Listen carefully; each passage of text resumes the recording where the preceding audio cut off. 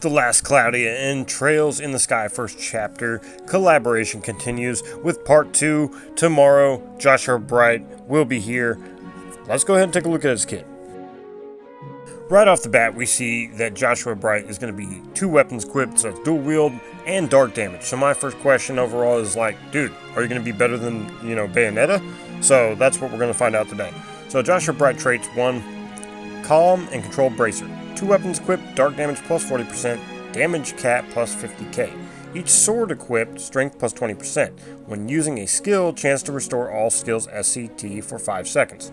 So trait 1, automatically, boom, we're seeing sword equipped. Each sword will give him plus 20% strength. So it's like, dude, we're already locked into sword, but other things could be a possibility. We'll have to see. Alright, so trait 2, Creeping Fang. This one is interesting to a point. When attacking with skill 3 or special, chance to deal fatal strike damage. The physical attack and special damage to enemies that nullify insta-kill, that's boss, arena, guild battle, plus 30%, damage cap plus 30k, and when physically or special attacking, defense minus 20% and deal damage. When defeating an enemy, give unit the Jet Black buff for 10 seconds. Jet Black buff active, strength plus 50%, damage taken minus 50%, skill 3, and special fatal strike chance plus 1.5%. So overall, just between trait 1 and 2 already, he definitely can see use across all content. How he actually performs in, say, arena and guild battle will be interesting. That will be something people will really have to play with his builds and test out. It's hard to say how useful he will be or if he won't be as useful at all. So it just depends on what he's up against and the team, I guess. So let's go ahead and move on from this and see what else we got going on.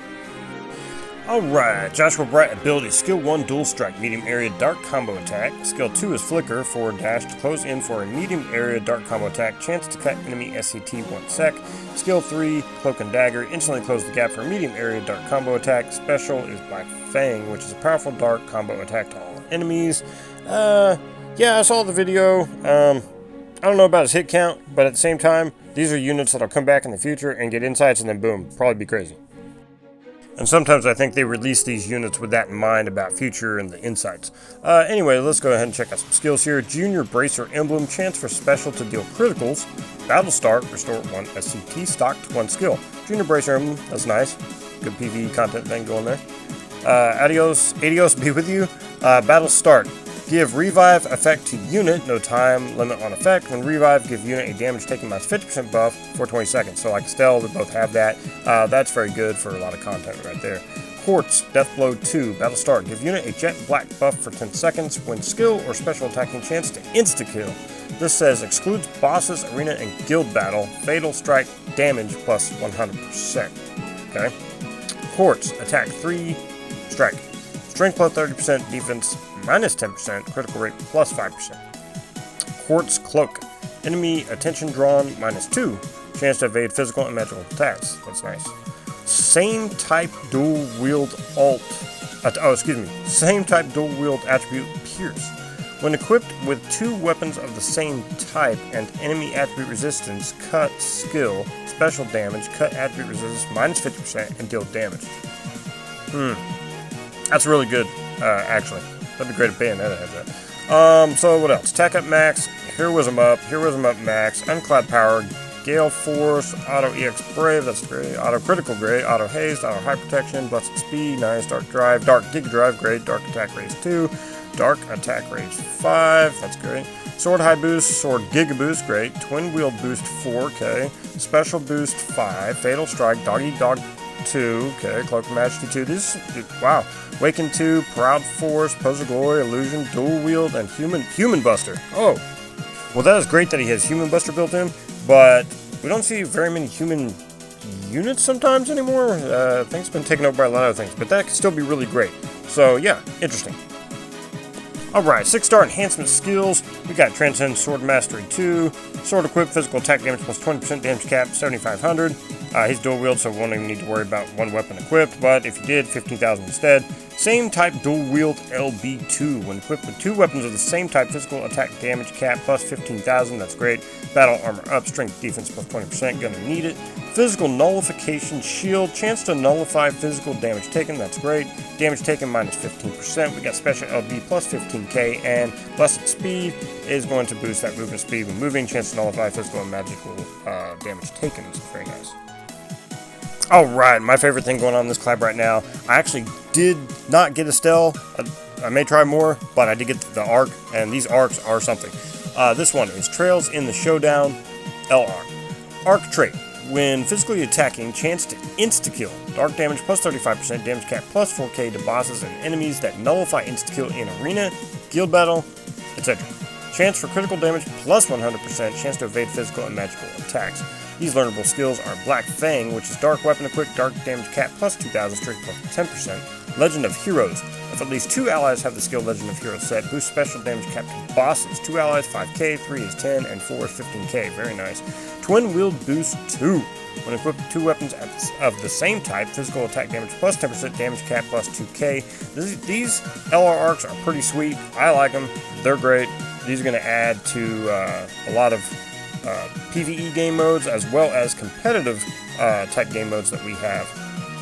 And with various types of competitive content that also includes unit damage rankings, and we used to have things like time trials, and maybe they'll bring those back at some point.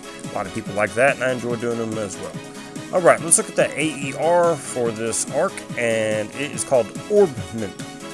Gradually boosts strength over time, max is plus 20% at 60 seconds, resets each wave. It's alright.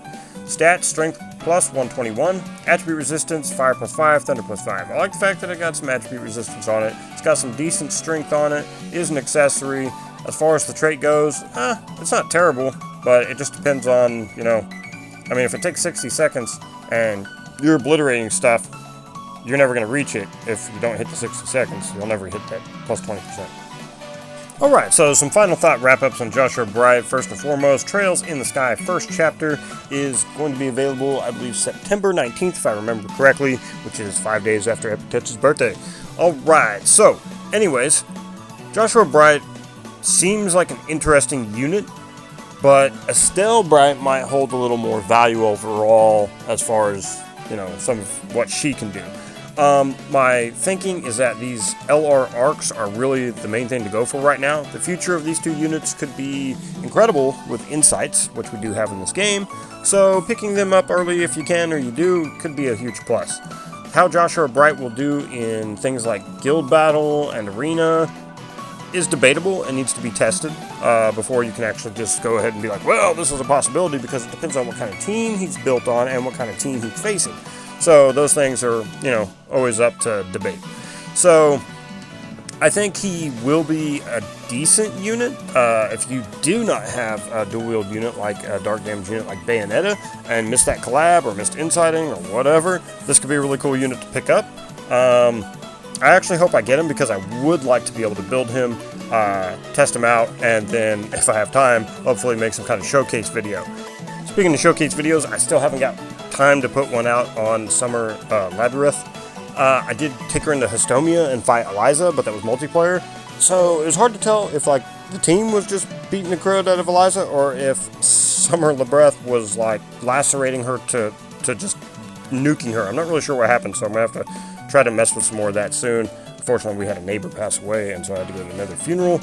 But yeah, so I really think picking up these arcs is great. If you get Estelle or Joshua, I also think that's great for new players. For veterans, it's hard to say. Like I said, Estelle may hold more value, but Joshua, maybe being overlooked, we'll need to look more at him when he releases and get some people who can actually get him and test him out. If I do, we may be making another video soon on him. So good luck to you on your summons. If you want these characters, go for them, get them. I'm EpicTetsu. Remember to be well, be epic, take care. We'll see you soon.